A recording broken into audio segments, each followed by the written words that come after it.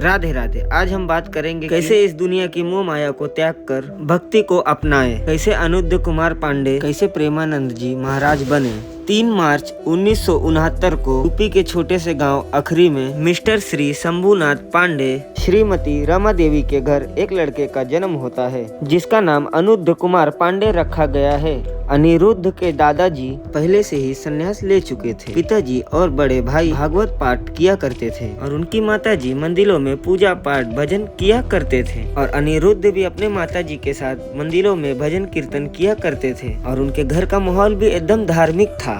13 साल की उम्र में जब ये 9वीं कक्षा में पढ़ते थे तब उनका मन स्कूल के किताबों से ज्यादा इनका मन कहीं और लगता था, जैसे भागवत अन्य किताबों में मन लगता था। अनिरुद्ध एक दिन स्कूल में अपने दोस्त से ये कहते हैं, एक दिन हम सब मर जाएंगे पर भगवान नहीं मरते हैं। तूने कभी सोचा जीवन का उद्देश्य क्या है? दोस्त कहता है, उद्देश्य मतलब एग्जाम पास करो और नौकरी करो। 13 साल की उम्र में जब लड़के एग्जाम से लड़ रहे थे तब चंद्रेकर पड़ा भगवान की भक्ति की ओर। एक दिन अचानक सुबह की 3 बजे अपना घर छोड़कर निकल जाते हैं। चलते चलते ये काशी पहुंचते हैं। काशी में आकर सन्याप्रसम संन्यास ले लिया और अनिरुद्ध कुमार पांडे से इनका नाम आनंद स्वरूप ब्रह्मचार्य पड़ा। इनका संन्यास पूर्ण होने पर स्वामी आनंद आश्रम का उपाधि प्राप्त हुई। ये रोज प्रतिदिन 3 बजे स्नान करके एक पीपल के वृक्ष के नीचे तुलसी घाट पर बैठ के भगवान शिव का आराधना किया करते थे। ये प्रतिदिन उठकर 2 बार स्नान किया करते थे, सुबह और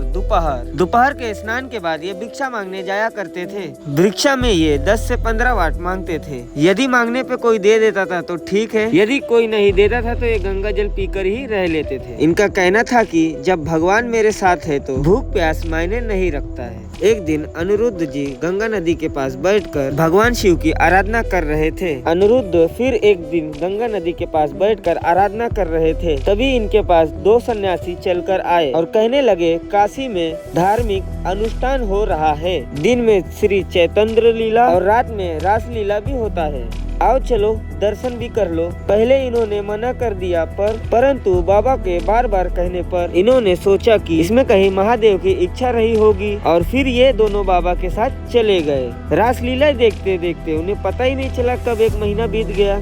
1 महीना रासलीला करने के बाद जब कलाकार वृंदावन के लिए निकल गए तब अनिरुद्ध जी बहुत जोर से रो पड़े। कलाकार लोग ने कहा, बाबा जी एक बार वृंदावन में आओ, बाके बिहारी जी आपको छोड़ेंगे ही नहीं। बस ये एक लाइन इनके जीवन को नया मोड़ दे दिया। इसके बाद अनिरुद्ध जी वृंदावन की ओर चल पड़े। वृंदावन में पहुंचने के बाद इनकी मुलाकात एक माता जी से होती है। फिर श्री राधा रानी को स्वरूप मानता है। वहाँ आकर श्री मोहित को स्वामी से भिक्षा ली और हित गोविंद और शरण जी महाराज के शरण में चले गए, जो इनके गुरु बन गए। अगर वीडियो अच्छी लगी हो तो वीडियो को लाइक करके चैनल को सब्सक्राइब जरूर से करना।